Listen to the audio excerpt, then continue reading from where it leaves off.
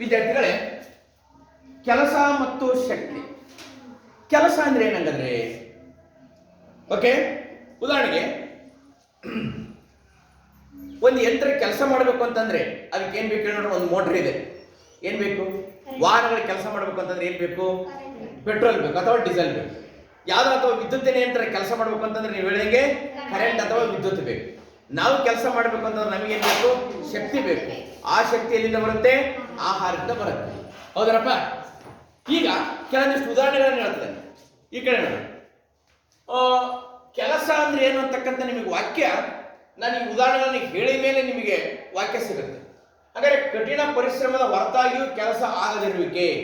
ಉದಾಹರಣೆಗೆ ಕಮಲಿ ಅಂತಕ್ಕಂಥ ಒಬ್ಬ ವಿದ್ಯಾರ್ಥಿನಿ ಇರ್ತಾಳೆ, ಓದ್ತಾಳೆ, ಸಾಕಷ್ಟು ಬೆಳಗಿನಿಂದನೂ ಓದ್ತಾ ಇದ್ದಾಳೆ, ಪ್ರಶ್ನೆ ಪತ್ರಿಕೆಯನ್ನ ಬಿಡಿಸ್ತಾ ಇದ್ದಾಳೆ, ತನ್ನ ಸಹಪಾಠಿ ವಿದ್ಯಾರ್ಥಿನಿಯರನ್ನ ಕೂರಿಸಿಕೊಂಡು ಎಲ್ಲಾ ಪ್ರಶ್ನೆ ಪತ್ರಿಕೆ ಉತ್ತರಗಳನ್ನ ಬರೀತಾ ಇದ್ದಾಳೆ. ಟೇಬಲ್ ಮೇಲೆ ಕೂತು ಸಾಕಷ್ಟು ಹೊತ್ತು ಅಧ್ಯಯನ ಮಾಡ್ತಾರೆ. ಇಲ್ಲಿ ಕೆಲಸ ಆಯ್ತಾ? ನಾನು ಉತ್ತರ ಹೇಳಿ, ಕೆಲಸ ಆಯ್ತಾ ಇಲ್ಲ? ನಿಮ್ ಪ್ರಕಾರ ಬರ್ತದಾನೆ ಆಯ್ತು ಅಂತ ನೀವು ಹೇಳಿದ್ರಿ. ಕೆಲಸ ಆಯ್ತು ಅಂತ ಹೇಳಿದಿರಿ, ನೆನಪಿಟ್ಟೆ. ಎರಡನೇ, ಬೃಹತ್ ಬಂಡೆಯನ್ನ ನೀವು ನುಗ್ತಾ ಇದೀರಿ. ಬೆಟ್ಟದ ಮೇಲೆ ಇರ್ತಕ್ಕಂಥ ಬೃಹತ್ ಬಂಡೆಯನ್ನ ಹಿಂಗ್ ನುಗ್ತಾ ಇದೀರಿ, ಅದು ತನ್ನ ಸ್ಥಾನದಲ್ಲಿ ಬದಲಾವಣೆ ಮಾಡಲೇ ಇಲ್ಲ. ನುಗ್ತಾ ಇದೀರಿ, ಆದ್ರೆ ತುಂಬಾ ಪರಿಶ್ರಮ ಹಾಕಿದಿರಿ, ಕಠಿಣ ಪರಿಶ್ರಮ ಹಾಕಿದಿರಿ, ನೀವು ನಿತ್ರಾಣಗೊಂಡಿದ್ದೀರಿ ಅಥವಾ ಸುಸ್ತಾಗಿದ್ದೀರಿ. ಇಲ್ಲಿ ಕೆಲಸ ಆಯ್ತಾ ಇಲ್ವಾ? ಕೆಲಸ ನಿಮ್ ಪ್ರಕಾರ ಮಾಡ್ಕೊಂತ ಹೋಗ್ತದೀನಿ, ಆಗಿಲ್ಲ. ಇದೊಂದು ಟೆಸ್ಟ್, ಸಣ್ಣ ಟೆಸ್ಟ್ ಇದೆ ನಿಮ್ಗೆ. ಏನ ಮೂರೇ ಹೋದ, ಭಾರವಾದ ಹೊರೆಯನ್ನು ಹೊರಕ್ಕೆ ಅಂದ್ರೆ ಒಂದು ದೊಡ್ಡ ಬಂಡೆ ಹೊತ್ಕೊಂಡು ಸ್ವಲ್ಪ ಬೆಳಗಿನ ಸಾಯಂಕಾಲದವರೆಗೆ ಹಿಂಗೆ ನಿಂತಿದ್ದೀರಿ, ಹಿಂಗೆ ಅಲುಗಾಡಿಲ್ಲ, ಏನಾಗಿಲ್ಲ, ನಿತ್ರಾಣಗೊಂಡಿರ್ತಾನೆ, ಸಾಕಷ್ಟು ಶಕ್ತಿ ವ್ಯಯ ಮಾಡಿದಿರ್ತಾನೆ, ಸುಸ್ತಾಗಿದ್ದೀರಲ್ವಾ? ಇಲ್ಲಿ ಕೆಲಸ ಆಯ್ತಾ ಇಲ್ವಾ? ಕೆಲಸ ಮಾತಾಡಿ ಕ್ಲೀನಿಗೆ ಆಗಿಲ್ಲ, ಕೆಲಸ ಆಗಿಲ್ಲ. ನೋಡ್ರಿ ನೆಕ್ಸ್ಟ್, ಒಂದು ಮನೆ ಇದೆ, ಕಟ್ಟಡದ ಮಾಡಿಗೆ ಕೆಳಗಿಂದ ಮೇಲೆ, ಮೇಲಿಂದ ಕೆಳಗೆ, ಕೆಳಗಿಂದ ಮೇಲೆ, ಮೇಲಿಂದ ಕೆಳಗೆ ಹೋಗಿದ್ದೀರಿ, ನೋಡ್ತಾ ಇದ್ದೀರಿ, ಶಕ್ತಿ ಹಾಕಿದ್ದೀರಿ, ನಿತ್ರಾಣಗೊಂಡಿದ್ದೀರಿ, ಓಡಾಡಿದ್ದೀರಿ. ಎದರ ಮೂಲಕ? ಸೋಪಾನ ಮಾರ್ಗದ ಮೂಲಕ. ಸೋಪಾನ ಮಾರ್ಗ ಅಂದ್ರೆ ಮೆಟ್ಲಿಗಳು ಇರ್ತಾವಲ್ಲ, ಅದ್ರ ಮೂಲಕ ಹೋಗಿದ್ದೀರಿ. ಇಲ್ಲಿ ಕೆಲಸ ಆಯ್ತಾ ಇಲ್ವೋ? ಕೆಲಸ ಏನಂದ್ರಿ? ಆಯ್ತು. ಓಕೆ, ಇದ್ರ ತಕ್ಕನಂಗೆ ಇನ್ನೊಂದು ಉದಾಹರಣೆ ಹೇಳ್ತೇನೆ, ಆಮೇಲೆ ನೀವು ಹೇಳ್ಬೇಕು ಇದರಲ್ಲಿ. ಹಾಗಾದ್ರೆ 3 ಪ್ಯಾರಾಗ್ರಾಫ್ ಅಲ್ಲಿ ನಿಮ್ಮ ಟೆಕ್ಸ್ಟ್ ಬುಕ್ ಅಲ್ಲಿ 4 ಪ್ಯಾರಾಗ್ರಾಫ್ ಕೊಟ್ಟಿದ್ದಾರೆ. ಓಕೆ, ಒಬ್ಬ ವಿದ್ಯಾರ್ಥಿನಿ ಓದೋದು, ಬೃಹತ್ ಬಂಡೆಯನ್ನ ನೂಕೋದು, ಭಾರವಾದ ಹೊರೆಯನ್ನು ಹೊತ್ಕೊಂಡು ಅಲ್ಲೇ ನಿಲ್ಲೋದು, ಕಟ್ಟಡದ 2ನೇ ಮಹಡಿಗೆ ಸೋಪಾನ ಮಾರ್ಗದ ಮೂಲಕ ಹೋಗೋದು. ಇದರಲ್ಲಿ ಯಾವ್ದು ಕೆಲಸ ಆಗೈತಿ ಇಲ್ಲ ಅಂತ ನೀವು ಹೇಳಿದ್ರಿ. ಈಗ ಇದು ಕೆಲಸ ಆಯ್ತು ಸರ್, ಉಳಿದವಾಗಿಲ್ಲ ಅಂತ ಹೇಳಿ. ಉಳಿದವ 2, ಬೃಹತ್ ಬಂಡೆ ಹೊತ್ಕೊಂಡು ನಿಂತ್ಕೊಳ್ಳೋದು ಆಗಿಲ್ಲ, ಭಾರವಾದ ಹೊರೆ ಹೋರುವಿಕೆ ಆಗಿಲ್ಲ, ಕಟ್ಟಡದ 2ನೇ ಮಹಡಿಗೆ ಮಾರ್ಗದ ಮೂಲಕ ಹೋಗೋದು ಆಯ್ತು ಅಂತ ನೀವು ಹೇಳಿದಿರಿ. ಹೌದಾ? ನಿಮ್ಗೆ ಗೊತ್ತಾಗುತ್ತೆ ಅದರಲ್ಲಿ ಯಾವುದು ಸರಿ ಯಾವುದು ತಪ್ಪು ಅಂತ ಅನ್ನೋದು ನಿಮಗೆ ಗೊತ್ತಾಗುತ್ತೆ. ಓಕೆ, ಈಗ ನಾನು ನಿಮಗೆ ಕೆಲಸ ಅಂದ್ರೆ ಏನು ಅನ್ನೋದು ಈಗ ಹೇಳೋಣ.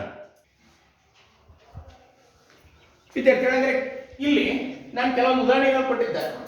ಕಮಲಿ ಓದುವಿಕೆ, ಬೃಹತ್ ಬಂಡೆಯನ್ನು ನೂಕಿದಾಗ ಅದು ಚಲಿಸದೇ ಇರೋದು, ಭಾರವಾದ ಹೊರೆಯನ್ನ ಹೊತ್ತು ನಿಂತುಕೊಂಡ ಸ್ಥಳದಲ್ಲೇ ನಿಲ್ಲುವುದು, ಕಟ್ಟಡದ 2ನೇ ಮಹಡಿಗೆ, ನೆಲಮಾಳಿಗೆಯಿಂದ ಕಟ್ಟಡದ 2ನೇ ಮಹಡಿಗೆ ಚಲಿಸುವುದು ಅಂತ ಹೇಳಿದ್ದೆ. ಇವ್ರು ಯಾವ್ದು ಕೆಲಸ ಆಯ್ತು ಯಾವ್ದು ಕೆಲಸ ಆಗಿಲ್ಲ ಅಂತ ಕೇಳಿದ್ರೆ ನೀವು ಕಮಲಿ ಓದುವುದು ಕೆಲಸ ಆಯ್ತು ಅಂತಂದ್ರಿ, ಬೃಹತ್ ಬಂಡೆ ಹೊತ್ಕೊಂಡು ನಿಂತ್ಕೊಳ್ಳೋದು ಆಗಿಲ್ಲ ಸರ್ ಅಂದ್ರಿ, ಭಾರವಾದ ಹೊರೆಯನ್ನು ಹೊತ್ಕೊಂಡು ನಿಂತ್ಕೊಂಡ್ರದು ಆಗಿಲ್ಲ ಅಂದ್ರಿ, ಕಟ್ಟಡದ 2ನೇ ಮಹಡಿ ಮಾರ್ಗದ ಮೂಲಕ ಚಲಿಸೋದು ಆಯ್ತು ಅಂತ ಅಂದ್ರಿ. ಈಗ ನಮ್ಗೆ ಕೆಲಸ ಆಯ್ತಿಲ್ಲ ಅನ್ನೋದು ಇಲ್ಲೊಂದು ಪರಿಕಲ್ಪನೆ ಇದೆ, ವೈಜ್ಞಾನಿಕ ಪರಿಕಲ್ಪನೆ. ಕೆಲಸ ಆಯ್ತು ಅಂತ ಹೆಂಗೆ ಹೇಳ್ಬೇಕು? ನಾನು ಇಲ್ಲಿ ಇನ್ನೊಂದಿಷ್ಟು ಉದಾಹರಣೆ ಕೊಡ್ತದೆ. ಒಂದು ಕಲ್ಲಿನ ತುಂಡನ್ನು ದೂಡೋದು. ಒಂದು ಕಲ್ಲಿದೆ, ಅದನ್ನ ದೂಡಿದಾಗ ಏನ್ ಮಾಡಿರ್ತಿ? ನಿರ್ದಿಷ್ಟ ದೂರದವರೆಗೆ ಚಲಿಸಿ ನಂತರ ನಿಲ್ಲುತ್ತೆ. ಇಷ್ಟು ದೂರ ಚಲಿಸ್ತು, ಎಷ್ಟು 1 ಮೀಟರ್ 2 ಮೀಟರ್ ಚಲಿಸ್ತು. ಇದ್ರ ಮೇಲೆ ಬಲ ಹಾಕಿದ್ವಿ ನಾವು, ಬಲ ಅನ್ನೋದನ್ನ ಎಫ್ ಅಂತ ಬರೀತೀನಿ, ಚಲಿಸಿದ ದೂರ ಎಂ ಮೀಟರ್. ಓಕೆ, ಚಲಿಸಿದ ದೂರ ಎಸ್ ಅಂತ ಬರೆಯೋಣ. ಬಲ ಚಲಿಸಿದ ದೂರ ಎಷ್ಟು ದೂರ ಚಲಿಸ್ತು? 1 ಮೀಟರ್. ಎಸ್ ಚಲಿಸಿದ ದೂರ. ಕಲ್ಲಿದೆ, ನುಗ್ಗಿದೇವೆ, ಸ್ವಲ್ಪ ದೂರ ಬಂದು ನಿಶ್ಚಲ ಸ್ಥಿತಿಯಲ್ಲಿ ನಿಂತಿದೆ. 2ನೇ ಉದಾಹರಣೆ, ಒಬ್ಬ ವಿದ್ಯಾರ್ಥಿನಿ ಅಥವಾ ಒಂದು ಹೆಣ್ಮಗಳು ಕೈಗಾಡಿಯನ್ನು ನುಗ್ತಾ ಇದ್ದಾಳೆ. ಕೈಗಾಡಿ ಚಲಿಸ್ತಾ ಇದ್ದಾನೆ. ಕೈಗಾಡಿ ನುಗ್ತಾ ಇದ್ದಾಳೆ. ಕೈಗಾಡಿ ಏನ್ ಮಾಡಿದೆ? ಚಲಿಸಿ ಏನಾಗಿದೆ? ನಿಂತಿದೆ. ಎಷ್ಟೋ ದೂರ ಚಲಿಸಿ ನಿಂತಿದೆ. ಮತ್ತೆ 3ನೇ ಉದಾಹರಣೆ, ಒಂದು ಪುಸ್ತಕವನ್ನು ಹಿಂಗೆ ಮೇಲೆತ್ತಿದ್ದೇವೆ. ಇದು ಪುಸ್ತಕ ಅಂತ ಇಟ್ಕೊಳ್ಳಿ. ಈ ಪುಸ್ತಕವನ್ನು ಏನ್ ಮಾಡಿದ್ವಿ? ಹಿಂಗೆ ಮೇಲೆತ್ತಿದ್ದೇವೆ. ಹೌದಾ? ಇಲ್ಲಿತ್ತಿದ ಇಷ್ಟು ಮೇಲೆ ಎತ್ತಿದೆ, 1 ಮೀಟರ್ ಎತ್ತಿದೆ ಅಂತ ಇಟ್ಕೊಳ್ಳೋಣ. ಎತ್ತಿದೆ ತಾನೆ, ಬಲ ಪ್ರಯೋಗಿಸಿದ್ವಿ, ಇದು ಮೇಲೆ ಎತ್ತಿದ್ವಿ. ಹಿಂಗ ಬಲ ಪ್ರಯೋಗಿಸಿದ್ವಿ, ಬಲದ ದಿಕ್ಕಿನಲ್ಲಿ ಅದು ಮುಂದಕ್ಕೆ ಚಲಿಸ್ತು. ಇಲ್ಲಿ ಕಲ್ಲಿನ ಮೇಲೆ ಬಲ ಹಾಕಿದ್ವಿ, ಬಲದ ದಿಕ್ಕಿನಲ್ಲಿ ಮುಂದಕ್ಕೆ ಚಲಿಸ್ತು. ಒಬ್ಬ ಹೆಣ್ಣು ಹುಡುಗಿ ಅಥವಾ ಒಬ್ಬ ವಿದ್ಯಾರ್ಥಿನಿ ಕೈಗಡೆಯನ್ನು ದೂಕಿದ್ಲು, ಬಲದ ದಿಕ್ಕಿನಲ್ಲಿ ಅದು ಮುಂದಕ್ಕೆ ಚಲಿಸ್ತು. ಈಗ ಹೇಳಿ, ಇಲ್ಲಿ ಕೆಲಸ ಆಯ್ತೋ ಇಲ್ವೋ? ಕೆಲಸ ಆಯ್ತೋ ಇಲ್ವೋ? ಹಾ, ಇಲ್ಲಿ ಕೆಲಸ ಆಗಿದೆ. ಏಕೆಂದರೆ ಕೆಲಸ ಅಂದ್ರೆ ಏನಪ್ಪಾ ಅಂತಂದ್ರೆ, ಕೆಲಸ ಅಂದ್ರೆ ಏನಪ್ಪಾ ಅಂತಂದ್ರೆ, ಒಂದು ವಸ್ತುವಿನ ಮೇಲೆ ಬಲ ಪ್ರಯೋಗಿಸಿದಾಗ ಆ ವಸ್ತುವು ನಿರ್ದಿಷ್ಟ ದಿಕ್ಕಿನಲ್ಲಿ ಚಲಿಸಿದರೆ ಅಥವಾ ಬಲ ಪ್ರಯೋಗಿಸಿದ ದಿಕ್ಕಿನಲ್ಲಿ ಚಲಿಸಿದರೆ ಇದನ್ನು ಕೆಲಸ ಆಯ್ತು ಅಂತ ಕರೀತದವಿ. ಓಕೆ, ಹಾಗಾದ್ರೆ ಕೆಲಸ ಆಯ್ತು ಅನ್ನೋದಕ್ಕೆ 2 ನಿಬಂಧನೆಗಳು ಇರಲೇಬೇಕು. ಏನು? ವಸ್ತುವಿನ ಮೇಲೆ ಬಲ ಪ್ರಯೋಗವಾಗಬೇಕು, ವಸ್ತುವಿನ ಮೇಲೆ ಏನ್ ಪ್ರಯೋಗ ಆಗಬೇಕು? ಬಲ ಪ್ರಯೋಗ ಆಗಬೇಕು, ಬಲ ಪ್ರಯೋಗವಾಗಬೇಕು. ನಂತರ ವಸ್ತು ಏನ್ ಮಾಡಬೇಕು? ವಸ್ತು ಬಲ ಪ್ರಯೋಗಿಸಿದ ದಿಕ್ಕಿನಲ್ಲಿ, ಬಲ ಪ್ರಯೋಗಿಸಿದ ದಿಕ್ಕಿನಲ್ಲಿ ಏನ್ ಮಾಡ್ಬೇಕದು? ಚಲಿಸಬೇಕು. ಬಲ ಪ್ರಯೋಗಿಸಿದ ದಿಕ್ಕಿನಲ್ಲಿ ಏನ್ ಮಾಡಬೇಕು? ಚಲಿಸಬೇಕಾಗಿದೆ. ಓಕೆ, ಅಥವಾ ಅದರ ಸ್ಥಾನವನ್ನ, ಬಲ ಪ್ರಯೋಗಿಸಿದ ದಿಕ್ಕಿನಲ್ಲಿ ಸ್ಥಾನದ ಬದಲಾವಣೆ ಆಗಬೇಕು, ಸ್ಥಾನದ ಬದಲಾವಣೆ ಆಗಬೇಕು, ಸ್ಥಾನದ ಬದಲಾವಣೆ. ಇದನ್ನೇನಂತ ಕರೀತಾರೆ? ಕೆಲಸ ಅಂತ ಕರೀತಾರೆ. ಕೆಲಸ ಅಂದ್ರೆ ಏನಪ್ಪಾ ಅಂತಂದ್ರೆ, ಒಂದು ವಸ್ತುವಿನ ಮೇಲೆ ಬಲ ಪ್ರಯೋಗಿಸಬೇಕು ಮತ್ತು ವಸ್ತು ಬಲ ಪ್ರಯೋಗಿಸಿದ ದಿಕ್ಕಿನಲ್ಲಿ ಸ್ಥಾನ ಬದಲಾವಣೆ ಆಗಬೇಕು. ಇದನ್ನೇ ಕೆಲಸ ಅಂತ ಕರೀತದೆ. ಓಕೆ, ಅಂದರೆ ಕೆಲಸ ಈಸ್ ಈಕ್ವಲ್ಸ್ ಏನಾಗಿದ್ವಿ? ಬಲ ಪ್ರಯೋಗಿಸಿದ್ವಿ, ಮತ್ತೆ ಬಲ ಪ್ರಯೋಗಿಸಿದ ದಿಕ್ಕಿನಲ್ಲಿ ಆ ವಸ್ತು ಸ್ಥಾನದ ಬದಲಾವಣೆ ಆಗಬೇಕು, ಸ್ಥಾನದ ಬದಲಾವಣೆ, ಸ್ಥಾನದ ಏನಾಗಬೇಕು? ಬದಲಾವಣೆ ಆಗಬೇಕು. ಇದು ಕೆಲಸ ಅಂದ್ರೆ ವಾಕ್ಯ. ಈಗ ಕಲ್ಲನ್ನು ದುಡಿದಾಗ ಚಲಿಸತಿ, ಆಮೇಲೆ ಕೆಲಸ ಆಯ್ತಾ ಇಲ್ಲ? ಆಯ್ತು. ಎರಡನೇದು, ಹುಡುಗಿ ಕೈಗಾಡಿಯನ್ನು ಎಳಿತದಾಳೆ, ಕೆಲಸ ಆಯ್ತಾ ಇಲ್ವೋ? ಆಯ್ತು. ಪುಸ್ತಕವನ್ನ ಮೇಲೆತ್ತಿದೆ, ಕೆಲಸ ಆಯ್ತಾ ಇಲ್ಲ? ಈಗ ಕಲ್ಲು ಬಂಡೆಯನ್ನ ಹೊತ್ಕೊಂಡು ಬೆಳಗಿಂದ ಸಾಯಂಕಾಲದವರೆಗೆ ನಿಂತು ಕೆಲಸ ಆಗುತ್ತಾ? ಕೆಲಸ ಆಗಿಲ್ಲ. ಫಸ್ಟ್ ಕಷ್ಟಪಟ್ಟಿದ್ದಾರೆ, ಕೆಲಸ ಆಗಲಿಲ್ಲ. ಅಂದರೆ ಕಮಲಿ ಓದುವಿಕೆ, ಆ ವಿದ್ಯಾರ್ಥಿನಿ ಕುಂತಲ್ಲೇ ಓದಿದಾಳೆ, ಕೆಲಸ ಆಯ್ತಾ? ಅದು ಇಲ್ಲ. ಅಂದರೆ ಕೆಲಸ ಆಗಿಲ್ಲ. ನೀವು ಆಗ್ಲೇ ಹೇಳಿದ್ದು ತಪ್ಪು ವಿದ್ಯಾರ್ಥಿ, ಈಗ ಹೇಳಿದ್ ಸರಿ, ಕೆಲಸ ಆಗಿಲ್ಲ. ಬೃಹತ್ ಬಂಡೆಯನ್ನ ಹೊತ್ಕೊಂಡು ಸುಮ್ಮನೆ ನಿಂತಿದ್ದು ದುಡಿದೇವೆ, ಅದು ತನ್ನ ಸ್ಥಾನದಲ್ಲಿ ಬದಲಾವಣೆ ಆಗ್ಲೇ ಇಲ್ಲ, ಕೆಲಸ ಆಯ್ತಾ ಇಲ್ಲ? ಇಲ್ಲಿ ಕೂಡ ಆಗಿಲ್ಲ. ಭಾರವಾದ ಹೊರೆ ಹೊತ್ಕೊಂಡು ಸುಮ್ಮನೆ ನಿಂತ್ಕೊಂಡಿದ್ದಾವೆ, ಕೆಲಸ ಆಯ್ತಾ ಇಲ್ಲ? ಇಲ್ಲಿ ಆಗಿಲ್ಲ. ಕಟ್ಟಡದ 1ನೇ ವಾಕ್ಯ, ನೆಲಮಡಿಯಿಂದ ಮೇಲಕ್ಕೆ ಹೋಗೋದು, ಇಲ್ಲಿ ಆಯ್ತಾ ಇಲ್ಲ? ಕೆಲಸ ಆಗಿಲ್ಲ. ಎಲ್ಲಿ ಸ್ಥಾನ ಬದಲಾವಣೆ ಆಗೈತಿ? ಸುಮ್ಮನೆ ನೆಲದಿಂದ ಮೇಲಕ್ಕೆ, ಮೇಲಿಂದ ಕೆಳಕ್ಕೆ ಚಲಿಸಿದಾರ, ಸ್ಥಾನ ಎಲ್ಲ ಬದಲಾವಣೆ ಆಗತ್ತಾ? ಇಲ್ಲ. ಇಲ್ಲಿ ಕೂಡ ಕೆಲಸ ಆಗಿಲ್ಲ. ಹೌದಾನೆ? ಈಗ ಗೊತ್ತಾಯ್ತಾ ಕೆಲಸದ ಪರಿಕಲ್ಪನೆ ಏನಂದ್ರು? ಅಂದ್ರೆ ಒಂದು ವಸ್ತುವಿನ ಮೇಲೆ ಬಲ ಪ್ರಯೋಗ ಆಗಬೇಕು, ಆ ವಸ್ತು ಮುಂದಕ್ಕೆ ಚಲಿಸಬೇಕು, ಆವಾಗ ಕೆಲಸ ಆಯ್ತು ಅಂತ ಕರಿತಾನ. ಅರ್ಥ ಆಯ್ತಾ? ಓಕೆ, ಪ್ರಶ್ನೆ ಬರ್ಕೊಳ್ರಿ.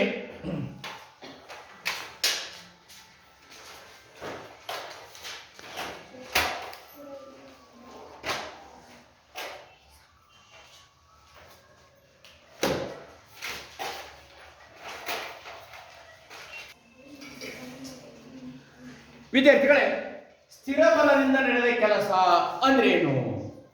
ಇಲ್ಲಿ ಕೇಳಿ. ಇಲ್ಲಿ ಒಂದು ವಸ್ತು ಇದೆ ಟೇಬಲ್ ಮೇಲೆ, ಆ ವಸ್ತುವಿನ ಮೇಲೆ ಬಲವನ್ನು ಹಾಕಲಾಗಿದೆ, ಆ ವಸ್ತು ಬಲದ ದಿಕ್ಕಿನಲ್ಲಿಯೇ ಚಲಿಸಿದೆ. ಓಕೆ, ಹಾಗಾದ್ರೆ ಕೆಲಸ ಅಂದ್ರೆ ಏನಪ್ಪಾ ಅಂತಂದ್ರೆ, ಕೆಲಸ ಅಂದ್ರೆ ಒಂದು ವಸ್ತುವಿನ ಮೇಲೆ ಬಲ ಪ್ರಯೋಗಿಸಿದಾಗ ಆ ವಸ್ತು ಬಲದ ದಿಕ್ಕಿನಲ್ಲಿಯೇ ಚಲಿಸಿದರೆ ಅದನ್ನೇನಂತ ಕರಿತಿದ್ದೇವೆ? ಕೆಲಸ ಅಂತ ಕರೀತದೆ. ಅಂದರೆ ಕೆಲಸ ಈಸ್ ಈಕ್ವಲ್ ಏನ್ ಮಾಡ್ಬೇಕು ಅಂತ? ಬಲ ಪ್ರಯೋಗಿಸಬೇಕು, ಬಲ ಪ್ರಯೋಗ ಇಂಟು ಮತ್ತೇನು? ಸ್ಥಾನ ಪಲ್ಲಟ. ಬಲ ಪ್ರಯೋಗಿಸಿದ ದಿಕ್ಕಿನಲ್ಲಿ ಆ ವಸ್ತು ಎಷ್ಟು ದೂರ ಚಲಿಸಿದೆ, ಅಂದ್ರೆ ಚಲಿಸಿದೆ ಅಂದ್ರೆ ಏನು? ಸ್ಥಾನ ಪಲ್ಲಟಗೊಂಡಿದೆ. ಆದ್ದರಿಂದ ಕೆಲಸವನ್ನು ನಾವೇನಂತ ಬರೀತಿದವಪ್ಪ ಅಂತಂದ್ರೆ, ಬಲ ಮತ್ತು ಸ್ಥಾನ ಪಲ್ಲಟಗಳ ಗುಣಲಬ್ಧವೇ ಕೆಲಸವಾಗಿದೆ. ಕೆಲಸ ಅಂದ್ರೇನು? ಬಲ ಮತ್ತು ಸ್ಥಾನ ಪಲ್ಲಟಗಳ ಗುಣಲಬ್ಧವೇ ಕೆಲಸವಾಗಿದೆ. ಸರಿನಾ? ಬಲ ಅನ್ನೋದಕ್ಕೆ ಇಂಗ್ಲಿಷ್ ಏನಂತ ಬರೆಯೋಣ? ಫೋರ್ಸ್. ಎಫ್. ಬಲ ಅನ್ನೋದಕ್ಕೆ ಇಂಗ್ಲಿಷ್ ಏನು ಬರೆಯೋಣ? ಎಫ್. ಸಾರಿ, ಕೆಲಸ ಅನ್ನೋದಕ್ಕೆ ಇಂಗ್ಲಿಷ್ ಏನಂತ ಬರೆಯೋಣ? ಏನು? ವರ್ಕ್ ತಾನೆ. ಅದಕ್ಕೆ ಇಲ್ಲಿ ಯಾವ ಲೆಟರ್ ಬರೆಯೋಣ? ಡಬ್ಲ್ಯೂ. Very good. ಬಲ ಅನ್ನೋದಕ್ಕೆ ಇಂಗ್ಲಿಷ್ ಏನು? ಫೋರ್ಸ್. ಏನಂತ ಬರೆಯೋಣ? ಫೋರ್ಸ್ ಒಂದೇ ಅಕ್ಷರ ಏನು? ಎಫ್. ಸ್ಥಾನ ಪಲ್ಲಟ displacement. S. F W is equal to F into S ಅಂತ ಬರೀರಿ. ಸರಿನಾ? ಈಗ ಹಾಗಾದ್ರೆ ಬಲದ ಏಕಮಾನ ನ್ಯೂಟನ್ ಅಂತ ನಿಮಗೆ ಗೊತ್ತಿದೆ. ಬಲದ ಏಕಮಾನ ಎಫ್ ಎಷ್ಟಿದೆಪ್ಪ? ನ್ಯೂಟನ್ ಅಂತ ಗೊತ್ತಿದೆ. ಹೌದಾ? ನಾವೇಂತ ಬರಿತೇವೆ? ಎನ್.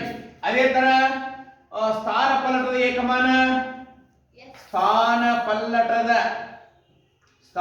ಪಲ್ಲಟ ಏಕಮಾನ ಏನಪ್ಪಾ ಅಂತಂದ್ರೆ ನಾವು ಸ್ಥಾನ ಪಲ್ಲಟವನ್ನ ಮೀಟರ್ಗಳಲ್ಲಿ ಅಳಿತದೆ ನಾವು. ಹೌದಾ? ಮೀಟರ್ ಅಂತ ಬರೀತಿದ್ದೇವೆ. ಮೀಟರ್. ಹೌದಾ? ಈಗ ನಾವು ಈ ಬೆಲೆಯನ್ನು ಆದೇಶ ಮಾಡೋಣ. ಏನು? ಎಫ್ ಜಾಗದಲ್ಲಿ 1 ನ್ಯೂಟನ್, ಎಸ್ ಜಾಗದಲ್ಲಿ 1 ಮೀಟರ್ ಆದೇಶ ಮಾಡೋಣ. ನಮಗೆ ಏನಾಗುತ್ತೆ?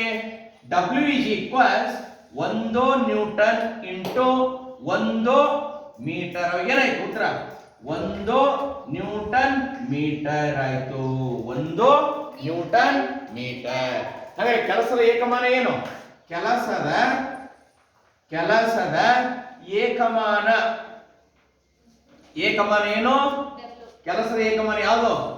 SI ಏಕಮಾನ. SI ಅಂದ್ರೆ ಏನು ಗೊತ್ತಾ? ಅಂತಾರಾಷ್ಟ್ರೀಯ ಏಕಮಾನ. ಸರಿನಾ? SI ಏಕಮಾನ ಅಂದ್ರೆ ಏನು? ಅಂತಾರಾಷ್ಟ್ರೀಯ ಏಕಮಾನ. ಕೆಲಸದ ಅಂತಾರಾಷ್ಟ್ರೀಯ ಏಕಮಾನ ಅಥವಾ SI ಏಕಮಾನ. ನೋಡಿ ಅದನ್ನು ಬರೀತೇನೆ ನಾನು. ಅಂತಾರಾಷ್ಟ್ರೀಯ ಏಕಮಾನ ಏನಪ್ಪಾ ಅಂತಂದ್ರೆ ನ್ಯೂಟನ್ ಮೀಟರ್ ಬಂತಾನೆ. ನ್ಯೂಟನ್ ಮೀಟರ್ ಅಥವಾ ಜೂಲ್ ಅಂತ ಕರೀತಾರೆ. ಅಥವಾ ಜೂಲ್ ಜೆ. ಹಾಗಾದ್ರೆ 1 ಜೂಲ್ ಅಂದ್ರೆ ಏನಪ್ಪಾ? 1 ಜೂಲ್ ಅಂದ್ರೆ 1 ನ್ಯೂಟನ್ ಬಲ ಪ್ರಯೋಗವಾದಾಗ ಆ ವಸ್ತು 1 ಮೀಟರ್ ಚಲಿಸಿದರೆ ನಡೆದ ಕೆಲಸ 1 ಜೂಲ್. ಹೌದಾನೆ? ಹಾಗಾದ್ರೆ 1 ಜೂಲ್ ಅಂದ್ರೆ ಏನು? ಎಷ್ಟು ಬಲ ಪ್ರಯೋಗ ಆಗಬೇಕು? ನ್ಯೂಟನ್ ಬಲ ಪ್ರಯೋಗವಾಗಿದೆ. ಇಲ್ಲಿ ಬರೀತೇನೆ ನಾನು. 1 ಜೂಲ್ ಅಂದ್ರೆ ಏನು? 1 ಜೂಲ್ ಅಂದ್ರೆ ಏನು ಅಂತ ಪ್ರಶ್ನೆ ಬರುತ್ತೆ. ಅವಾಗ ಏನು? 1 ನ್ಯೂಟನ್ ಬಲ ಪ್ರಯೋಗ ಆಗಬೇಕು. ಆ ವಸ್ತು ಎಷ್ಟು ದೂರ ಚಲಿಸಬೇಕು? 1 ಮೀಟರ್ ಚಲಿಸಿದರೆ ಅದನ್ನ ಏನಂತ ಕರೀತಾರೆ? 1 ಜೂಲ್ ಅಂತ ಕರೀತಾರೆ. ಅದನ್ನ ವಾಕ್ಯದಲ್ಲಿ ಹೆಂಗ್ ಬರೆಯೋಣ ನಾವೀಗ? ವಾಕ್ಯದಲ್ಲಿ ಹೆಂಗ್ ಬರೆಯೋಣ ಅದನ್ನ? ವಾಕ್ಯದಲ್ಲಿ ಅದನ್ನ ಈ ಟೈಪ್ ಬರಿಬೇಕು. ಹೇಗೆ ನೋಡ್ರಿ, ನಾನು ಅದನ್ನ ವಾಕ್ಯ ಬರೆದೇ ಬಿಡ್ತೀನಿ. ಇಲ್ಲಿ ಏನಪ್ಪಾ ಅಂತಂದ್ರೆ ವಸ್ತುವಿನ ಮೇಲೆ ಎಷ್ಟು ಬಲ ಪ್ರಯೋಗ ಆಗಬೇಕು ಹೇಳ್ರಿ ನೋಡೋಣ. ವಸ್ತುವಿನ ಮೇಲೆ ಎಷ್ಟು ಬಲ ಪ್ರಯೋಗ ಬೇಕು? 1 ನ್ಯೂಟನ್. 1 ನ್ಯೂಟನ್ ಬಲ ಪ್ರಯೋಗವಾಗಿ ಆ ವಸ್ತು ಎಷ್ಟು ದೂರ ಚಲಿಸಬೇಕು ಅಂತ ಹೇಳಿದರೆ 1 ಮೀಟರ್. ಪ್ರಯೋಗವಾಗಿ ಆ ವಸ್ತು 1 ಮೀಟರ್ ಚಲಿಸಿದರೆ ನಡೆದ ಕೆಲಸ ಎಷ್ಟಾಗರೆ? ನಡೆದ ಕೆಲಸ 1 ಜೂಲ್. ನೋಡಿ ಎಷ್ಟು ಚೆನ್ನಾಗಿದೆ ವಾಕ್ಯ. 1 ಜೂಲ್ ಅಂದ್ರೆ ಏನು? ಒಂದು ವಸ್ತುವಿನ ಮೇಲೆ 1 ನ್ಯೂಟನ್ ಬಲ ಪ್ರಯೋಗವಾದಾಗ ಆ ವಸ್ತು 1 ಮೀಟರ್ ಚಲಿಸ್ತು ಅಂದ್ರೆ ಅದನ್ನ ಏನಂತ ಕರಿತೀವಿ ನಾವು? 1 ಜೂಲ್ ಕೆಲಸ ನಡೆಯುತ್ತೆ ಅಂತ ಹೇಳ್ತೀವಿ. ಹೌದಾ? ಓಕೆ. ಎಸ್.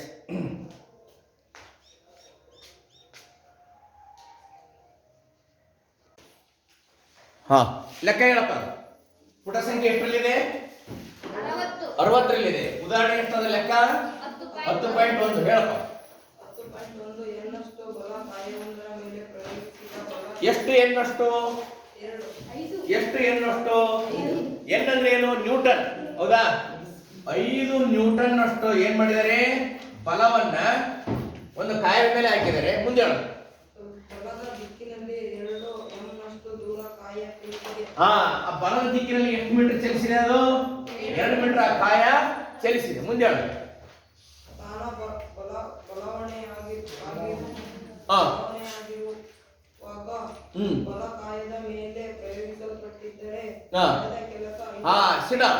ನಡೆದ ಕೆಲಸ ಲೆಕ್ಕ ಮಾಡ್ರಿ ಅಂತ ಹೇಳಿದ್ರೆ ಅದನ್ನಪ್ಪ ಸೂತ್ರ ಏನಿದೆ? W F × S. ಬಲ ಸ್ಥಾನಪಲ್ಲಟ. ಬಲ ಎಷ್ಟು ಹಾಕಿದ್ದೀವಿ? 5 ನ್ಯೂಟನ್ ಹಾಕಿದ್ದೀವಿ. ಸ್ಥಾನಪಲ್ಲಟ ಎಷ್ಟಿದೆ? 2 ಮೀಟರ್ ಇದೆ. ಅಲ್ಲಿ ಎಷ್ಟಾಯ್ತು? 5 10 ನ್ಯೂಟನ್ ಮೀಟರ್. ಇದು ಕೆಲಸದ ಏಕಮಾನ ಅಥವಾ ಕೆಲಸದ ಏಕಮಾನ ಇನ್ನೊಂದಿದೆ, ನೆನಪಾಡಿ ನೋಡೋಣ. ಇನ್ನೊಂದಿದೆ, ಯಾವುದು? ಬೇಗ ಹೇಳ್ಬೇಕು. ಕೆಲಸದ ಏಕಮಾನ ಇನ್ನೊಂದಿದೆ, ಯಾವುದು? ಜೂಲ್ ಅಂತ ಹೇಳಿದೆ ಅಲ್ವಾ? ಹಾಗಾದ್ರೆ ಏನಂತ ಬರೀದನ್ನ 10 ಜೂಲ್ ಅಂತನೂ ಬರೀಬಹುದು. ಓಕೆ, ಬಹಳ ಸರಳವಾದ ಲೆಕ್ಕ, ತುಂಬಾ ಸರಳವಾಗಿದೆ. ಅದನ್ನಪ್ಪ ಮಾಡ್ಬೋದಲ್ವ? ಪರೀಕ್ಷೆ ಕೇಳಿದ್ರೆ ನೀವು ಲೆಕ್ಕ ಏನು ಮಾಡ್ಬಿಡ್ತೀರಿ? ಲೆಕ್ಕ ಬಂದ ತಕ್ಷಣ ಲೆಕ್ಕ ಬಿಡ್ತೀರಿ, ಬಿಡಬಾರ್ದು. ತುಂಬಾ ಸರಳವಾಗಿ ಈ ಸೂತ್ರ ನೆನಪು ಮಾಡ್ಕೋಬೇಕು. ಓಕೆ, ನಡೆದ ಕೆಲಸ W F × S ಅಂತ ಇದೆ. ಓಕೆ, ನೋಡಿ ಇಲ್ಲೊಂದು ಮೇಜಿನ ಮೇಲೆ ಒಂದು ಆಟಿಕೆಕಾರನ್ನು ಇಡಲಾಗಿದೆ. ಒಂದು ಮಗು ಆ ಆಟಿಕೆಕಾರನ ದಾರದಿಂದ ಎಳಿತಾ ಇದೆ. ಯಾವ ಕಡೆ ಚಲಿಸ್ತಾ ಇದೆ? ಬಲ ಯಾವ ದಿಕ್ಕಿನಲ್ಲಿ ಐತೆ ಅದೇ ದಿಕ್ಕಿನಲ್ಲಿ ಚಲಿಸ್ತಾ ಇತ್ತು. ಹೌದಾ? ಹೌದಾ? ಅಂದ್ರೆ ಕಾರು ಬಲ ಪ್ರಯೋಗವಾದ ದಿಕ್ಕಿನಲ್ಲಿಯೇ ಚಲಿಸ್ತಾ ಇದೆ. ಇದನ್ನೇನಂತ ಕರೀತಿದ್ದಾರೆ? ಯಾವಾಗ ಒಂದು ಕಾಯದ ಮೇಲೆ ಬಲ ಪ್ರಯೋಗವಾಗಿದೆಯೋ ಆ ಕಾಯ ಬಲ ಪ್ರಯೋಗವಾದ ದಿಕ್ಕಿನಲ್ಲಿಯೇ ಚಲಿಸಿದರೆ ಇದನ್ನೇನಂತ ಕರೀತಿದ್ದೀವಿ? ಬಲದಿಂದ ನಡೆದ ಕೆಲಸ ಧನಾತ್ಮಕ ಅಂತ ಕರೀತದೆ. ಹೌದಾ? Once again I repeat. ಒಂದು ಕಾಯವು ಅದರ ಮೇಲೆ ಬಲ ಪ್ರಯೋಗಿಸಿದಾಗ ಬಲದ ದಿಕ್ಕಿನಲ್ಲಿಯೇ ಆ ಕಾಯ ಚಲಿಸಿದರೆ ಬಲದಿಂದ ನಡೆದ ಕೆಲಸ ಧನಾತ್ಮಕ. ಓಕೆ, ಇನ್ನೊಂದು ಉದಾಹರಣೆ ಕೊಡ್ತೇನೆ. ಒಂದು ಕಾಯ ಚಲಿಸ್ತಾ ಇದೆ, ಏಕಮಾನ ವೇಗದಲ್ಲಿ ಒಂದು ಕಾಯ ಚಲಿಸ್ತಾ ಇದೆ. ಅದನ್ನೇನಂತಾರೆ ನಾವು? ಒಂದು ಕಾರು ಅಂತ. ಒಂದು ಕಾರು ಚಲಿಸ್ತಾ ಇದೆ. ಓಕೆ, ಒಂದು ಕಾರು ಚಲಿಸ್ತಾ ಇದೆ, ಏಕಮಾನ ವೇಗದಲ್ಲಿ ಚಲಿಸ್ತಾ ಇದೆ. ಅದಕ್ಕೆ ತಡೆಯನ್ನು ಒಡ್ಡೋಣ. ತಡೆಯನ್ನು ಹೆಂಗ್ ಒಡ್ಡೋಣ? ಚಲನೆಯ ದಿಕ್ಕಿಗೆ ವಿರುದ್ಧವಾಗಿ ಒಂದು ತಡೆಯನ್ನು ಒಡ್ಡೋಣ, ಅಂದ್ರೆ ಬ್ರೇಕ್ ಹಾಕೋದು. ಆಗ ಕಾಯವು ಅಥವಾ ಕಾರು ಸ್ವಲ್ಪ ದೂರ ಚಲಿಸಿದ ನಂತರ ಏನಾಗುತ್ತೆ? ನಿಲ್ಲುತ್ತದೆ. ಈಗ ಬಲದಿಂದ ನಡೆದ ಕೆಲಸ ಧನಾತ್ಮಕನ ಋಣಾತ್ಮಕನ? ಈಗ ಕೆಲಸ ಕಾರು ಚಲಿಸಿದೆ, ಅದಕ್ಕೆ ಏನ್ ಮಾಡ್ತೀವಿ? ಅದ್ರ ವಿರುದ್ಧವಾಗಿ ನಾವು ಬಲವನ್ನು ಹಾಕ್ತದೇವಿ. ಅವಾಗ ಕಾರು ಸ್ವಲ್ಪ ದೂರ ಚಲಿಸಿ ನಿಲ್ಲುತ್ತೆ. ಹಂಗಾರೆ ಬಲದಿಂದ ನಡೆದ ಕೆಲಸ ಧನಾತ್ಮಕನ ಋಣಾತ್ಮಕನ? ಋಣಾತ್ಮಕ. ಓಕೆ, ಹಾಗಾದ್ರೆ ಬಲದಿಂದ ನಡೆದ ಕೆಲಸ ಋಣಾತ್ಮಕ ಅಂದ್ರೆ ಏನಪ್ಪಾ ಅಂತಂದ್ರೆ ಬಲದಿಂದ ನಡೆದ ಕೆಲಸ ಏನು?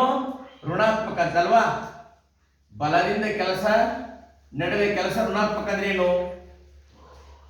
ಏಕಮಾನ ವೇಗದಲ್ಲಿ ಚಲಿಸುತ್ತಿರುವ ಕಾಯದ ದಿಕ್ಕಿಗೆ ವಿರುದ್ಧ ದಿಕ್ಕಿನಲ್ಲಿ, ಅಂದರೆ 180 ಡಿಗ್ರಿಯ ವಿರುದ್ಧ ದಿಕ್ಕಿ. 180 ಡಿಗ್ರಿ ಅಂದ್ರೇನು? ಈ ಆಂಗಲ್ ಅಲ್ವಾ? ಇದಕ್ಕೆ ವಿರುದ್ಧ ದಿಕ್ಕಿನಲ್ಲಿ ಬಲವನ್ನು ಹಾಕಿದಾಗ ಆ ಕಾಯವು ಸ್ವಲ್ಪ ದೂರ ಚಲಿಸಿ ನಿಲ್ಲುತ್ತದೆ. ಆಗ ಬಲದಿಂದ ನಡೆದ ಕೆಲಸ ಏನಾಗುತ್ತೆ? ಋಣಾತ್ಮಕವಾಗುತ್ತದೆ. ಹಾಗಾದ್ರೆ W F × ಏನಾಯ್ತು ಅವಾಗ? ಈಗ ಸ್ಥಾನಪಲ್ಲಟ ಅಥವಾ ಚಲಿಸಿದ ದೂರ ಏನು? ಋಣಾತ್ಮಕ ಬರ್ತಾನೆ, ಮೈನಸ್ ಎಸ್. ಅವಾಗ ಏನಾಗುತ್ತೆ? -F × S ಆಯ್ತು. ನಡೆದ ಕೆಲಸ ಋಣಾತ್ಮಕ ಅಂತ ಕರಿತೀವಿ. ಅರ್ಥ ಆಯ್ತಾ? Okay, yes. ಇಲ್ಲ ಪ್ರಶ್ನೆ ಏನಂತ ಬರ್ಕೋಬೇಕು ವಿದ್ಯಾರ್ಥಿಗಳು ಅಂತಂದ್ರೆ, ಮೊದಲಕ್ಕೆ ಇಲ್ಲಿ ಲೆಕ್ಕ ಬರ್ಕೋತೀರಿ. ಯಾವುದು? ಉದಾಹರಣೆ 10.1 ಅಂತ ಒಂದು ಅಲ್ಲಿ ಲೆಕ್ಕ ಅಲ್ಲೇ ಇದೆ, ಟೆಕ್ಸ್ಟ್ ಬುಕ್ ಅಲ್ಲಿ ಇದನಪ್ಪ, ಉತ್ತರ ಅಲ್ಲೇ ಇದೆ. ಎರಡನೇ ಪ್ರಶ್ನೆ ಏನಪ್ಪಾ ಅಂತಂದ್ರೆ ಇಲ್ಲಿ ಬರ್ಕೊಳ್ಳಿ.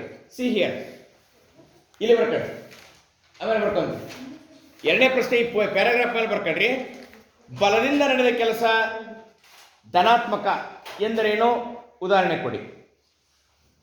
ಇಲ್ಲಿ ಬಲದಿಂದ ನಡೆದ ಕೆಲಸ ಧನಾತ್ಮಕ ಎಂದರೇನು? ಬಲದಿಂದ ನಡೆದ ಕೆಲಸ ಧನಾತ್ಮಕ ಎಂದರೇನು? ಉದಾಹರಣೆ ಕೊಡಿ.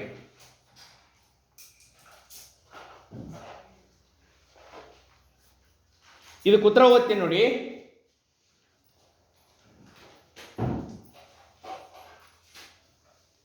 ಮಗುವೊಂದು ಆಟಿಕೆಕಾರನ ನೆಲಕ್ಕೆ ಸಮಾಂತರವಾಗಿ ಎಳೆಯುತ್ತದೆ. Make it underline. ಮಗುವು ಬಲವನ್ನು ಕಾರಿನ ಸ್ಥಾನಪಲ್ಲಟ ದಿಕ್ಕಿನಲ್ಲಿ ಪ್ರಯೋಗಿಸಿದೆ. ಈ ಸನ್ನಿವೇಶದಲ್ಲಿ ನಡೆದ ಕೆಲಸವು ಸ್ಥಾನಪಲ್ಲಟ ಮತ್ತು ಬಲದ ಗುಣಲಬ್ಧವಾಗಿದೆ. ಅಷ್ಟೇ. ಓಕೆ. ನಂತರದ ಪ್ರಶ್ನೆ, ನಡೆದ ಕೆಲಸ ಋಣಾತ್ಮಕ ಎಂದರೇನು? ಉದಾಹರಣೆ ಕೊಡಿ. ಇಲ್ಲಿ ರೈಟ್ ಹಿಯರ್. ಓಕೆ. ನಡೆದ ಕೆಲಸ ಋಣಾತ್ಮಕ ಎಂದರೇನು ವಿವರಿಸಿ.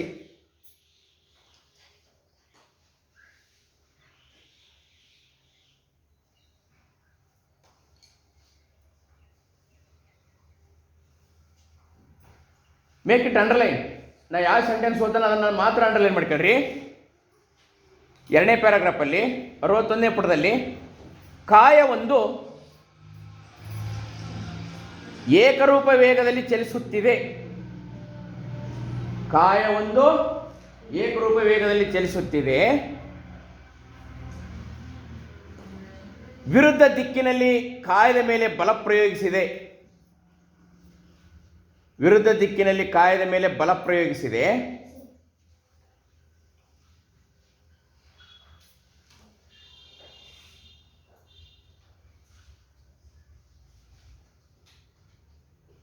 ಕಾಯವು ಎಸ್ನಷ್ಟು ದೂರ ಚಲಿಸಿದ ಮೇಲೆ ವಿಶ್ರಾಂತ ಸ್ಥಿತಿಗೆ ಬಂದಿರಲಿದೆ.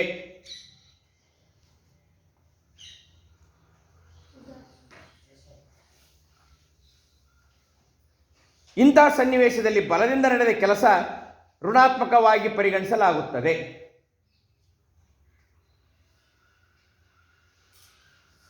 ಅಷ್ಟೇ.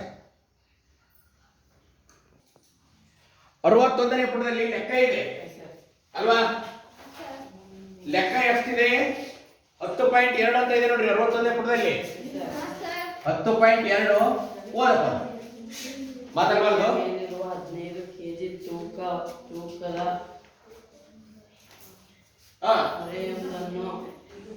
ಒಬ್ಬ ಕೂಲಿಯು ಮೇಲೆತ್ತುತ್ತಾನೆ. ಅದನ್ನು ಭೂಮಿಯಿಂದ 15 ಮೀಟರ್ 1.5 ಮೀಟರ್ ಎತ್ತರದಲ್ಲಿ ತನ್ನ ತಲೆಯ ಮೇಲಿಟ್ಟುಕೊಳ್ಳುತ್ತಾನೆ. ಆ ಹೊರೆಯನ್ನು ಎತ್ತುವಲ್ಲಿ ಅವನು ಮಾಡಿದ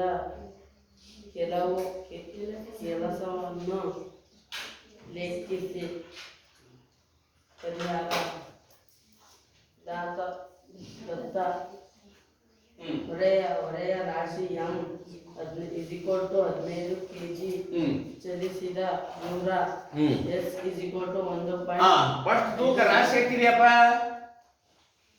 ರಾಶಿ ಎಷ್ಟಿದೆ? M =15 KG. M = 15 KG. ನಂತರ ಏನಿದೆ ಹೇಳು? ಚಲಿಸಿದ ದೂರ S ಎಷ್ಟಿದೆ? 1.5 ಮೀಟರ್ ಇದೆ. ನಾವೇನ್ ಕಂಡುಹಿಡಿಯಬೇಕು ಅಂತ ಹೇಳಿದ್ರೆ ನಡೆದ ಕೆಲಸ ಕಂಡುಹಿಡಿಯ ಅಂತ ಹೇಳಿದ್ರಪ್ಪ. W = F × S. ಸರಿ, ಇಲ್ಲ ನೋಡಿ. F ಅನ್ನ ಓಕೆ ಬಲವನ್ನು ನಾವು ಏನು ತೆಗೆದುಕೊಳ್ತದಪ್ಪ ಅಂತಂದ್ರೆ ಕೆಲವೊಂದು ಬಾರಿ ರಾಶಿ ಮತ್ತು ಗುರುತ್ವದ ಗುಣಲಬ್ಧವನ್ನಾಗಿ ತೆಗೆದುಕೊಳ್ತದೆ. ಹೌದಾ? ರಾಶಿ ಮತ್ತು ಗುರುತ್ವ G ಗುಣಲಬ್ಧವನ್ನ ತೆಗೆದುಕೊಳ್ತದೆ. ಹೇಗೆ? F = M × G. G ಬೆಲೆ ಗೊತ್ತಿದೆ ನಿಮಗೆ ವಿದ್ಯಾರ್ಥಿಗಳು. ಎಷ್ಟಿದೆ? 10⁻² ಅಂತ ನಿಮಗೆ G ಬೆಲೆ ಈಗ ಆಲ್ರೆಡಿ ಗೊತ್ತಾಗಿದೆ. 10 ಮೀಟರ್ ಪರ್ ಸೆಕೆಂಡ್.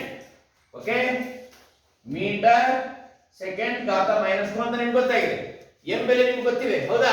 ಎಷ್ಟಿದೆ? 15 ಕೆಜಿ ಇದೆ. ಅದನ್ನ ಇಲ್ಲಿ ಅಪ್ಲೈ ಮಾಡೋಣ. 15 ಕೆಜಿ ಇಂಟು G ಬೆಲೆ ಎಷ್ಟಿದೆ? 10 ಮೀಟರ್ ಪರ್ ಸೆಕೆಂಡ್ ಘಾತ -2 ಇಂಟು ಚಲಿಸಿದ ದೂರ ಎಷ್ಟಿದೆ? 1.5 ಮೀಟರ್. ಗುಣಾಕಾರ ಮಾಡಿದ್ರೆ ಎಷ್ಟು ಬರುತ್ತೆ? ಗುಣಾಕಾರ ಮಾಡೋದು ಅಷ್ಟೇ ಸಿಂಪಲ್. ಎಷ್ಟು ಬಂತು? ಈಗ ಮೊದಲು 15 × 10 ಎಷ್ಟಾಯ್ತು? ಸಿಂಪಲ್ ಆಗಿ ಗುಣಾಕಾರ ಮಾಡ್ಕೊಳ್ಳೋಣ. 10 × 15 ಎಷ್ಟಾಯ್ತು? 150 ಆಗಲಿಲ್ಲ 15 150 ಇಂಟು ಈ 1.5 ಗುಣಾಕಾರ ಮಾಡಿ ಸರಳವಾಗಿ ಲೆಕ್ಕ ಮಾಡೋಣ. 5 ಇಂಟು 0 0 5 25 5 ಇಲ್ಲಿ 2 5 ಒಂದೇ 5 5 2 7 ವೆರಿ ಗುಡ್. ಇಲ್ಲಿ 5 1 ಇಂಟು 0 0 5 ಇಂಟು 1 5 1 ಇಂಟು 1 1 ಲೆಕ್ಕ ಮಾಡಿ ಎಷ್ಟು ಕೌಂಟ್ ಆಡ್ ಮಾಡಿ ಜಸ್ಟ್ ಆಡ್ 0 5 ಇಲ್ಲಿ ಎಷ್ಟಾಯ್ತು 12 2 ಕೈಲ 1 1 2 ಉತ್ತರ ಎಷ್ಟು ಬಂತಂತೆ? ಎಷ್ಟು ಪಾಯಿಂಟ್ ಬಿಟ್ಟು ಇದಿದೆ, ಎಷ್ಟು ಡಿಜಿಟ್ ಬಿಟ್ ಪಾಯಿಂಟ್ ಇದೆ 1. ಇಲ್ಲಿ ಉತ್ತರ ಎಷ್ಟು ಬಂತು? 225 ಡಬ್ಲ್ಯೂ ಕೆಲಸ ತಾನೆ ನ್ಯೂಟನ್ ಏನೋ ಮೀಟರ್ ಅಥವಾ ಜೂಲ್, ಸರಿನಾ? ಈ ತರ ಉತ್ತರ ಬರುತ್ತೆ. ಓಕೆ, ನ್ಯೂಟನ್ ಮೀಟರ್ ಅಥವಾ ಜೂಲ್ ಆಗಿದೆ, ಸರಿನಾ? ಅಲ್ಲಿ ಲೆಕ್ಕ ಅಲ್ಲೇ ಇದೆ ವಿದ್ಯಾರ್ಥಿಗಳು, ಹೌದನಪ್ಪ? ಅಲ್ಲೇ ಐತೆ ಇಲ್ಲ ಲೆಕ್ಕ? ಇಲ್ಲಿ ನಾವು ಕೆಲಸ ಅಂದ್ರೆ ಏನಂತ ನೋಡಿ, ಈಗ ಶಕ್ತಿ ಅಂದ್ರೆ ಏನಂತ ನೋಡೋಣ. ಓಕೆ, ಸಾಮಾನ್ಯವಾಗಿ ಶಕ್ತಿಯ ಮೂಲಗಳು ಯಾವಪ್ಪ? ಸೂರ್ಯ, ಹೌದನಪ್ಪ? ಈ ಭೂಮಿಗೆ ಮುಖ್ಯವಾಗಿ ಶಕ್ತಿಯ ಮೂಲ ಯಾವುದು? ಸೂರ್ಯ. ನಂತರ ನ್ಯೂಕ್ಲಿಯರ್ ಶಕ್ತಿ, ಆಮೇಲೆ ಅಲೆಗಳ ಶಕ್ತಿ, ನೀರಿನ ಅಲೆಗಳ ಶಕ್ತಿ, ಭೂಗರ್ಭ ಉಷ್ಣ ಶಕ್ತಿ. ಓಕೆ, ನೀರಿನ ಅಲೆಗಳ ಮೂಲಕ ನಾವು ಶಕ್ತಿ ಉತ್ಪತ್ತಿ ಮಾಡ್ತಿರ್ತಾನೆ, ವಿದ್ಯುತ್ ಶಕ್ತಿನ. ಇವೆಲ್ಲ ಶಕ್ತಿಯ ಮೂಲಗಳು. ಕೆಲವೊಂದು ಉದಾಹರಣೆ ಪರಿಗಣಿಸೋಣ. ಕ್ರಿಕೆಟ್ ಆಟದಲ್ಲಿ ಚೆಂಡು ಸ್ಟಂಪ್ ಅನ್ನ ಓಕೆ ಆ ಬಡಿದಾಗ ಸ್ಟಂಪ್ ಮುಂದಕ್ಕೆ ಚಲಿಸುತ್ತೆ. ನೋಡಿ, ಒಂದು ಬಾಲ್ ಇದೆ, ಅದು ಬಾಲ್ ವೇಗವಾಗಿ ನುಗ್ಗಿ ಸ್ಟಂಪ್ ಅನ್ನ ಹೋಗಿ ಹೊಡೆದಾಗ ಆ ಸ್ಟಂಪ್ ಮುಂದೆ ಹೋಗಿ ಬೀಳುತ್ತದೆ, ಹೌದಾ? ಹೌದಾನೆ? ಇನ್ನ ಏನು ಗಾಳಿ ತುಂಬಿದ ಬಲೂನ್ ಅನ್ನ ಅಮುಕಿದಾಗ ಅದರ ಆಕೃತಿಯಲ್ಲಿ ಅದೇನಾಗುತ್ತೆ? ಬದಲಾವಣೆ ಆಗುತ್ತೆ, ಹೌದಾ? ಅಂದ್ರೆ ಕೆಲಸ ಮಾಡುವ ಸಾಮರ್ಥ್ಯವನ್ನು ಹೊಂದಿರುವ ಕಾಯಕ್ಕೆ ಅದು ಶಕ್ತಿಯನ್ನು ಹೊಂದಿದೆ ಅಂತ ಹೇಳ್ತದೆ. ಹೇಗೆ? ಇದು ಬಾಲ್ ಅನ್ನು ನಾವು ಸ್ಟಂಪ್ಗೆ ಹೊಡೆದಾಗ ಇದು ಈ ಕಾಯ ತನ್ನ ಶಕ್ತಿ ಇದ್ರ ಮೇಲೆ ಕೆಲಸ ಮಾಡಿದಾಗ ಇದು ಶಕ್ತಿಯನ್ನು ಪಡೆದು ಇದು ಮುಂದಕ್ಕೆ ಬೀಳುತ್ತದೆ, ಅವ ಸ್ಟಂಪ್ ಮುಂದಕ್ಕೆ ಬೀಳುತ್ತದೆ, ಹೌದಾ? ಹೌದಾನೆ? ಅಂದ್ರೆ ಯಾವ ಕಾಯವು ಕೆಲಸ ಮಾಡಿದೆಯೋ ಆ ಕಾಯ ಶಕ್ತಿಯನ್ನು ಕಳೆದುಕೊಳ್ಳುತ್ತದೆ, ಯಾವ ಕಾಯದ ಮೇಲೆ ಕೆಲಸ ಮಾಡಲ್ಪಟ್ಟಿದೆಯೋ ಆ ಕಾಯ ಶಕ್ತಿಯನ್ನು ಗಳಿಸಿಕೊಳ್ಳುತ್ತದೆ, ಹೌದಾನೆ? ಅದೇ ತರ ಹಾಗಾದ್ರೆ ಶಕ್ತಿಯ ಇದನ್ನ ವರ್ಗಾವಣೆ ಅಂತ ಕರಿತೀವಿ ನಾವು, ಹೌದಾ? ಹಾಗಾದ್ರೆ ಶಕ್ತಿ ಅಂದ್ರೆ ಏನಪ್ಪ? ಕೆಲಸ ಮಾಡುವ ಸಾಮರ್ಥ್ಯವನ್ನು ಪಡೆದ ಕಾಯವನ್ನು ನಾವೆಂತ ಕರಿತಿದ್ದೇವೆ? ಶಕ್ತಿ ಅಂತ ಕರಿತೇವೆ. ಯಾವ ಕಾಯವು ಕೆಲಸ ಮಾಡುವ ಸಾಮರ್ಥ್ಯವನ್ನು ಪಡೆದಿದೆಯೋ ಅದನ್ನ ಏನಂತ ಕರಿತೀವಿ ನಾವು? ಶಕ್ತಿಯನ್ನ ಹೊಂದಿದೆ ಎಂದು ಹೇಳುತ್ತೇವೆ. ಅರ್ಥ ಆಯ್ತಾ? ಹಾಗಾದ್ರೆ ಕೆಲಸ ಮಾಡಿದ ಕಾಯವು ಶಕ್ತಿಯನ್ನ ಕಳೆದುಕೊಳ್ಳುತ್ತದೆ, ಯಾವ ಕಾಯದ ಮೇಲೆ ಕೆಲಸ ಆಗಿದೆಯೋ ಆ ಕಾಯ ಶಕ್ತಿಯನ್ನ ಪಡೆದುಕೊಳ್ಳುತ್ತದೆ. ಓಕೆ, ಆದ್ದರಿಂದ ಕೆಲಸ ಮತ್ತು ಶಕ್ತಿ ಎರಡು ಒಂದೇ ಆಗಿರುವುದರಿಂದ ಕೆಲಸ ಮತ್ತು ಶಕ್ತಿ ಏಕಮಾನ ಒಂದೇ ಆಗಿದೆ, ಜೂಲ್ ಎಂದು ಕರೆಯುತ್ತೇವೆ.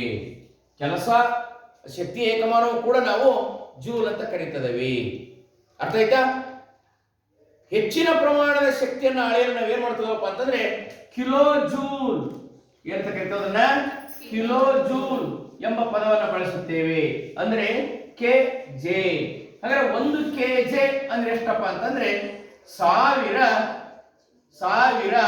ಜೂಲ್, 1000 ಜೂಲ್ ಎಂದು ಕರಿತೇವೆ. ಅರ್ಥ ಆಯ್ತಾ? ಹಾಗಾದ್ರೆ ಶಕ್ತಿ ಅಂದ್ರೆ ಏನು? ಕೆಲಸ ಮಾಡುವ ಸಾಮರ್ಥ್ಯವನ್ನು ಪಡೆದ ಕಾಯವನ್ನು ನಾವೇನಂತ ಕರಿತೇವೆ? ಶಕ್ತಿಯನ್ನು ಹೊಂದಿದೆ ಅಂತ ಕರೀತದೆ. ಓಕೆ, ಹಾಗಾದ್ರೆ ಯಾವ ಇಲ್ಲಿ ಒಂದು ಕ್ರಿಕೆಟ್ ಆಟದಲ್ಲಿ ಚೆಂಡು ಸ್ಟಂಪ್ಗೆ ಬಡಿದಾಗ ಸ್ಟಂಪ್ ಮುಂದೆ ಚಲಿಸುತ್ತದೆ ಅಥವಾ ಬೀಳುತ್ತದೆ. ಕೆಲಸ ಮಾಡಿದ ಕಾಯ ಶಕ್ತಿಯನ್ನು ಕಳೆದುಕೊಳ್ಳುತ್ತದೆ. ಯಾವ ಕಾಯದ ಮೇಲೆ ಕೆಲಸ ಆಗಲ್ಪಟ್ಟಿದೆಯೋ ಅದು ಶಕ್ತಿಯನ್ನು ಪಡೆದುಕೊಳ್ಳುತ್ತದೆ. ಉದಾಹರಣೆಗೆ ನಿರ್ದಿಷ್ಟ ಎತ್ತರಕ್ಕೆ ಏರಿಸಿದ ವಸ್ತು ಶಕ್ತಿಯನ್ನು ಪಡಿತೈತೆ. ಹೌದಾ? ಹೇಗೆ? ಒಂದು ಉದಾಹರಣೆ ಕೊಡಿ ನೋಡೋಣ. ನೀರಿನ ಟ್ಯಾಂಕ್, ಹೌದಾ? ಕರೆಂಟ್ ಇಲ್ಲ ಅಂತ ಇಟ್ಕೊಂಡು, ಹೌದಾ? ನೆಲ್ಲಿಗೆ ನೀರು ಬೇಕಪ್ಪ, ಹೌದಾನೆ? ಮನೆ ಮಾಡಿ ಮೇಲೆ ನೀರಿನ ಟ್ಯಾಂಕ್ ಇಟ್ಟಾಗ ಮಾತ್ರ ಕೆಳಗಡೆ ಮನೆಗೆ ನೆಲ್ಲಿ ನೀರು ಬರುತ್ತೆ, ಹೌದಾ? ಅದೇ ಟ್ಯಾಂಕ್ ಕೆಳಗೆ ಇತ್ತದ ನೀರು ಬರುತ್ತಾ? ಇಲ್ಲ. ಯಾಕೆ ಮಾಡಿ ಹೇಳಿ ನೋಡೋಣ. ಟ್ಯಾಂಕಿನಲ್ಲಿ ನೀರನ್ನು ನಿರ್ದಿಷ್ಟ ಎತ್ತರದವರೆಗೆ ನಾವು ಏನು ಮಾಡಿದೇವಿ? ಎರಿಸಿದೇವೆ, ಹೌದಾನೆ? ಅವಾಗ ಕೆಳಗೆ ಚಲಿಸುತ್ತೆ. ಇದನ್ನೇ ಪ್ರಚಂಡ ಶಕ್ತಿ ಅಂತ ಕರೀತದೆ, ಪೊಟೆನ್ಷಿಯಲ್ ಎನರ್ಜಿ. ಹಾಗಾದ್ರೆ ಶಕ್ತಿ ಹೆಂಗ್ ಬಂತು? ನಿರ್ದಿಷ್ಟ ಎತ್ತರಕ್ಕೆ ಏರಿಸಿದ ವಸ್ತುವಿನಿಂದ, ಚಲಿಸುವ ವಸ್ತುವಿನಿಂದ ಶಕ್ತಿ ಪಡಿತದವೆ. ಅರ್ಥ ಆಯ್ತಾ? ಹಾಗಾದ್ರೆ ಕೆಲಸದ ಏಕಮಾನ ಮತ್ತು ಶಕ್ತಿ ಏಕಮಾನ ಎರಡೂ ಒಂದೇ. ಯಾವುದದು? ಜೂಲ್. ಹೆಚ್ಚಿನ ಪ್ರಮಾಣದ ಶಕ್ತಿಯನ್ನು ಅಳೆಯಲು ಕಿಲೋ ಜೂಲ್ ಅಂತ ಬಳಸ್ತೇವೆ, ಕೆಜೆ ಅಂತ ಬಳಸ್ತೇವೆ. ಒಂದು ಕೆಜೆ ಇಸ್ ಈಕ್ವಲ್ಸ್ ಎಷ್ಟು ಜೂಲ್ ಅಂತೆ? 1000 ಜೂಲ್ ಅಂತ ಕರೀತಾರೆ. ಅರ್ಥ ಆಯ್ತಾ? ಓಕೆ, ಪ್ರಶ್ನೆ ಬರ್ಕಂಡು. ಶಕ್ತಿ ಎಂದರೇನು? ಶಕ್ತಿ ಎಂದರೇನು?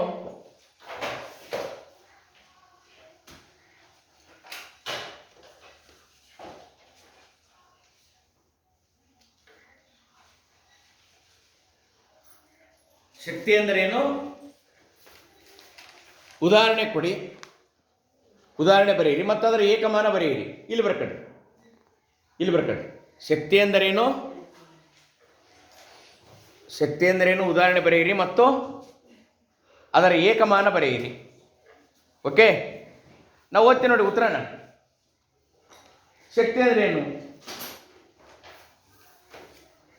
ಓಕೆ, ನೇರವಾಗಿ ಉತ್ತರ ಹೋಗಿ. ಸಿ ಹಿಯರ್ 62ನೇ ಪುಟದಲ್ಲಿ ಕೊನೆಯ ಪ್ಯಾರಾಗ್ರಾಫಲ್ಲಿ ಕೆಲಸ ಮಾಡುವ ಸಾಮರ್ಥ್ಯವನ್ನು ಹೊಂದಿರುವ ಕಾಯ ಶಕ್ತಿ ಹೊಂದಿದೆ ಎಂದು ಹೇಳಬಹುದು. ಕೆಲಸ ಮಾಡುವ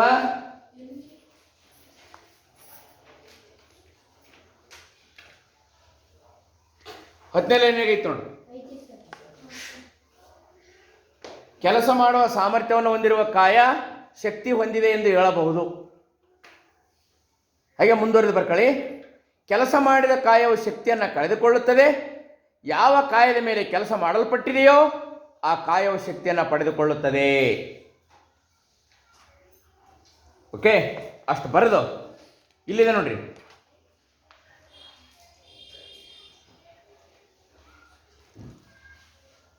ಪುಟ ಸಂಖ್ಯೆ 63ರಲ್ಲಿ 2ನೇ ಪ್ಯಾರಾಗ್ರಾಫಲ್ಲಿ ಇದೆ ನೋಡ್ರಿ. ಶಕ್ತಿ ಏಕಮಾನ ಇದೆ. ಕೆಲಸದ ಏಕಮಾನವು ಶಕ್ತಿ ಏಕಮಾನವಾಗಿದೆ. ಅಂದರೆ ಜೂಲ್. ಒಂದು ಜೂಲ್ ಶಕ್ತಿ ಒಂದು ಜೂಲ್ನಷ್ಟು ಮಾಡಿದ ಕೆಲಸಕ್ಕೆ ಸಮ. ಕೆಲವೊಂದು ಬಾರಿ ವ್ಯಾಪಕ ಪ್ರಮಾಣದ ಶಕ್ತಿಯನ್ನು ಅಳೆಯಲು ಕಿಲೋ ಜೂಲ್ ಎಂಬ ಮಾನವನ್ನು ಬಳಸಲಾಗುತ್ತದೆ. ಒಂದು ಕಿಲೋ ಜೂಲ್ ಅಂದರೆ ಎಷ್ಟು ಜೂಲು? 1000 ಜೂಲ್.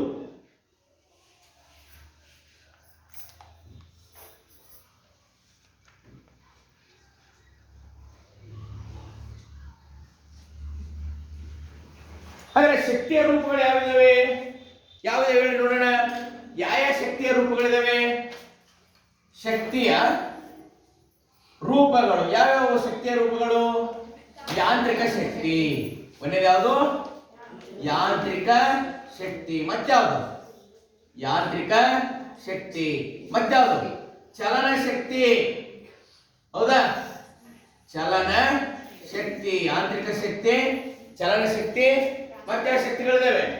ಯಾಂತ್ರಿಕ ಶಕ್ತಿ, ಚಲನ ಶಕ್ತಿ, ಮತ್ತೆ ಪ್ರಚನ್ನ ಶಕ್ತಿ.